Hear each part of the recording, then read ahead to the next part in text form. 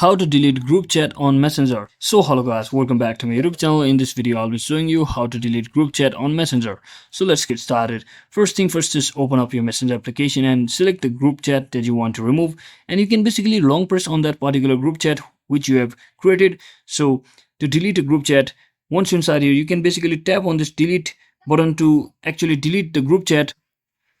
But if you don't want, or if you want to remove all of the members first and then delete the group chat, then you can just head over to your group chat itself and just click on your group chat name and simply click on. So once you're inside here, from over here, just click on see members and just click on particular member which you want to remove, and just click on this remove from group chat, and just like that you should have successfully removed any of the users from your group. And now finally you can basically tap on this I button over here and just click on this three dot icon and just simply click on leave group and just click on leave.